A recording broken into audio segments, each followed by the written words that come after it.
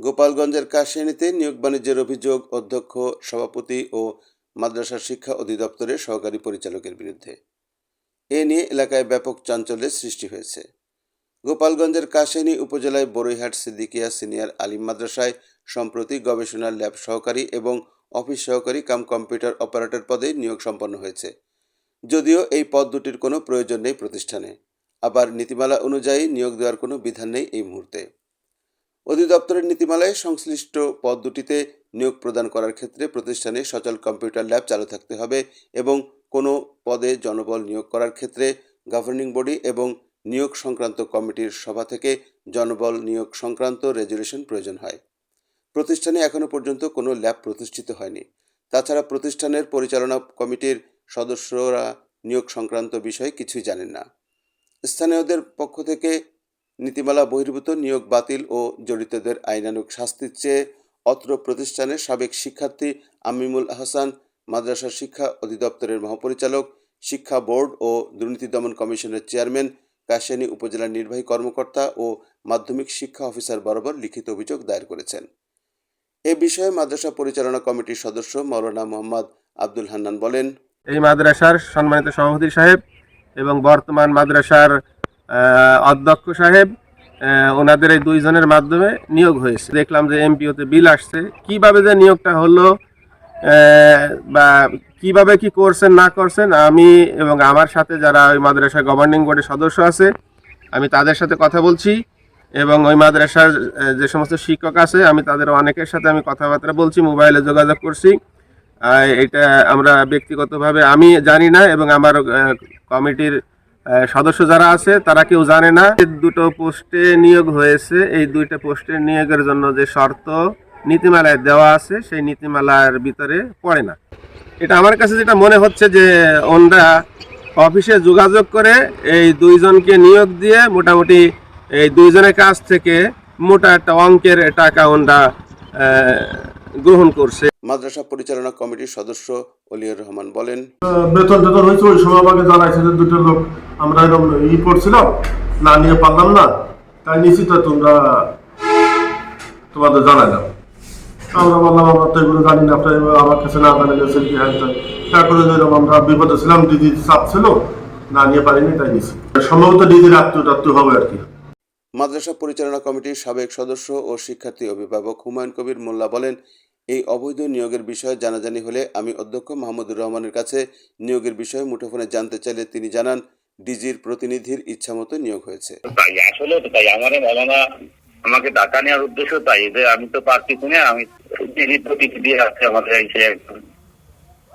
তারও ওইভাবে সেটা আমিও তো এলাকারই লোক, বিভিন্ন প্রতিষ্ঠানে সে ইটি দেয় এবং তারই ভূমিকা ছিল এই জায়গা, আমাদের এই জায়গায় নিয়োগের ব্যাপারে জোরালো ভূমিকা।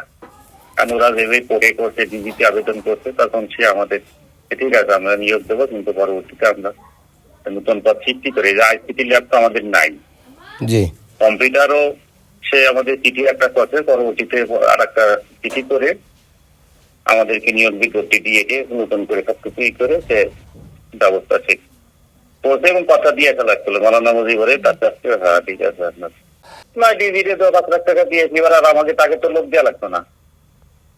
হ্যাঁ তাকে তো একটা কিছু দিতে হবে। এই জায়গার এলাকার লোকজনে যদি এই ডিজি সাহেবের বাড়ি কোন যা? এর বাড়ি তো এই তোমার যে ছিল আর কি আগে ছিল যে বেঞ্জিটা ওই যে তোমার ফলপুর, ও ওনার গ্রামের দুইজনটা দেশে। হ্যাঁ ডিজি আইছিল অন্য লোক পাঠাইছিল, সে হলো প্রতিনিধি দেয় পুরো মাদ্রাসা যত সারা বাংলাদেশে যত মাদ্রাসার প্রতিনিধি ওই সেকশনটা দেওয়ার ইতে হলো অথরিটি তার কেরা বেনজির আহমেদ।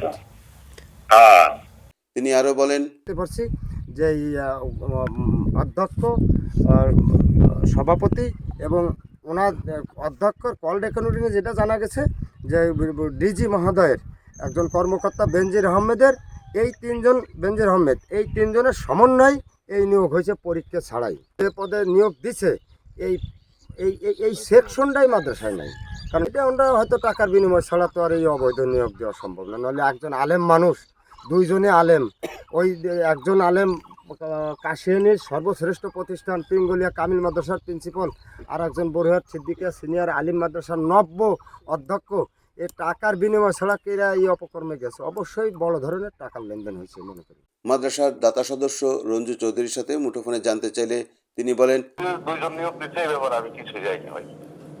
তোমাদের ক্ষমতার অপব্যবহার হচ্ছে আমার মনে হয়, কারণ কি এটা না জানাই করছে, এটা আসলে অন্যায় কাজ করছে। আমি তাদের অনেক শ্রদ্ধা করতাম, এখন সে তারা শ্রদ্ধার জায়গায় নেই। চাই পরবর্তী যে দুইজন নিয়োগ হয়েছে এটা বাতিল হোক এবং এর বিচার হোক। ঠিক আছে, এই অনৈতিক হুজুর মানুষ হয়েও অনৈতিক কেন কাজ করবে, এটা সুষ্ঠু বিচার। স্থানীয় বাসিন্দা বাবর আলী খান বলেন, বুয়েট মাদ্রাসার অবৈধ নিয়োগ নিয়ে যা শুনতেছি, সেটা এত বড় অবৈধ নিয়োগ হয়েছে, যেটা নিয়ে এলাকায় খুব চঞ্চলকার সৃষ্টি হচ্ছে। আমার মনে হয় যে এই নিয়োগ যদি তাড়াতাড়ি বাতিল করা না হয়, তাহলে যে কোনো সময় এলাকায় একটা কাইজের দাঙ্গা বড় ধরনের হতে পারে, এতে দেখা যায় লোক মারা যাইতে পারে। অতএব এই নিয়োগ তাড়াতাড়ি বাতিল করার জন্য আমি সবার কাছে অনুরোধ করছি এবং যারা নিয়োগ দিচ্ছে এদের দৃষ্টান্তমূলক শাস্তি চাচ্ছি এবং এর নিন্দা জানাই। বড়ইহাট সিদ্দিকিয়া সিনিয়র আলিম মাদ্রাসার অধ্যক্ষ মাওলানা মাহমুদুর রহমান ও মাদ্রাসার সভাপতি মাওলানা মুজিবুর রহমানের বিরুদ্ধে প্রতিষ্ঠানের নিয়োগ সংশ্লিষ্ট কমিটির সদস্য এবং মাদ্রাসা পরিচালনা কমিটির 6 সদস্য লিখিত যৌথ বিবৃতি দিয়েছে। তাদের দাবি, সুকৌশলে তাদের স্বাক্ষর জালিয়াতি করা হয়েছে। কাশিয়ানী রিপোর্টার্স ফোরাম টিম সরজমিনে গিয়ে জানা যায়, বড়ইহাট সিদ্দিকিয়া সিনিয়র আলিম মাদ্রাসার পুরাতন 3টি ভবনে 12টি শ্রেণীকক্ষ রয়েছে। কোনো কক্ষেই কম্পিউটার বা ল্যাব দেখাতে পারেনি অধ্যক্ষ। এছাড়াও শিক্ষার্থী উপস্থিতিও চোখে পড়ার মতো নয়।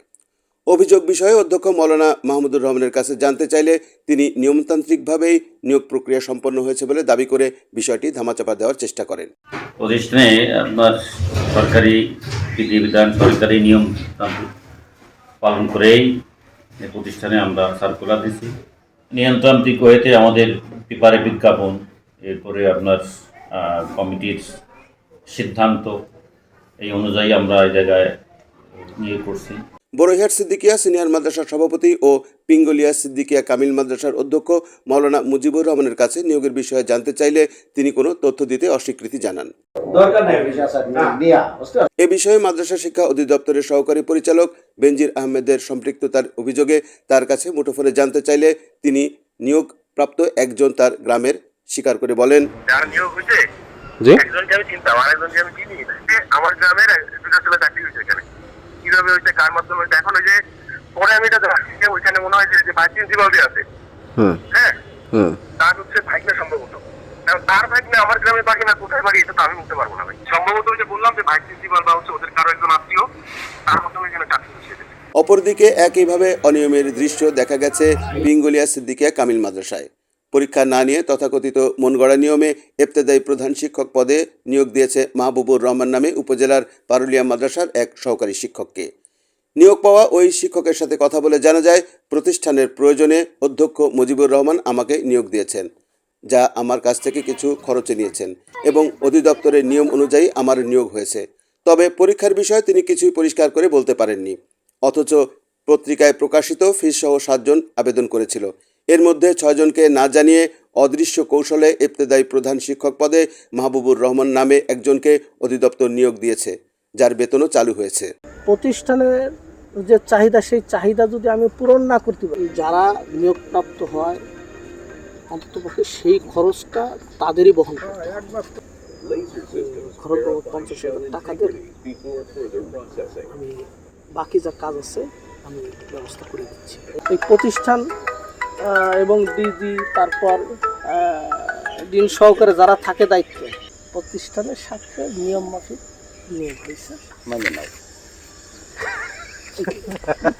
এমপিওভুক্ত বেতন হয়েছে, তখন তো আপনি দিলা ওরা তো ক্লাস করেন নাই। ক্লাস না করলেও কার্যক্রম সবকিছু এখানে। অর্থের বিনিময়ে পরীক্ষা না নিয়ে চাকরির আবেদনকারীদের সঙ্গে রীতিমতো প্রতারণা করেছেন স্বয়ং অধ্যক্ষ মুজিবুর রহমান, এমন অভিযোগ করেন উক্ত পদে আবেদনকারীরা। তারা এই নিয়োগ বাতিল সহ অধ্যক্ষের বিচার দাবি করেন। অন্যদিকে একই উপজেলার ডুমরাকান্দি নুরুল ইসলাম ফাজিল মাদ্রাসার অধ্যক্ষের স্বাক্ষর জালিয়াতি করে নিয়োগ দেওয়ার অভিযোগ করেছেন প্রতিষ্ঠানের অধ্যক্ষ মোহাম্মদ জাকারিয়া। তিনি অত্র প্রতিষ্ঠানের সহকারী অধ্যক্ষ ও পিঙ্গলিয়া সিদ্দিকিয়া কামিল মাদ্রাসার সেই অধ্যক্ষ মুজিবুর রহমানের বিরুদ্ধে। তিনি জানান, মাদ্রাসায় কর্মচারী নিয়োগ পরীক্ষায় অনিয়ম সন্দেহে অধিদপ্তর নিয়োগ পরীক্ষা স্থগিত করে। ইতিমধ্যে উক্ত ব্যক্তিদ্বয়ের সমন্বয়ে আমার মাদ্রাসার আইডি পাসওয়ার্ড ও স্বাক্ষর জালিয়াতি করে দপ্তরে বেতন চালু করার জন্য গোপনে চেষ্টা করে। সেখানে অধ্যক্ষ মুজিবুর রহমানের আপন ভাগিনা মোফাজ্জেল মুন্সি ও সহকারী অধ্যক্ষ মোহাম্মদ উবাইদুর রহমানের ছেলে মোহাম্মদ মুজাহিদ অফিস সহকারী কাম কম্পিউটার অপারেটর ও জুনিয়র শিক্ষক জাহিদুল আলমের ছেলে রিয়ান মোল্লা ল্যাব অপারেটর পদে নিয়োগ প্রক্রিয়া সম্পন্ন করে। আমি জানতে পেরে কাশিয়ানী থানা ও মাদ্রাসা শিক্ষা অধিদপ্তরে লিখিত অভিযোগ দায়ের করি এবং অধিদপ্তর পুনরায় নিয়োগ বন্ধ করে। এই ঘটনার প্রধান হোতা অধ্যক্ষ মুজিবুর রহমান।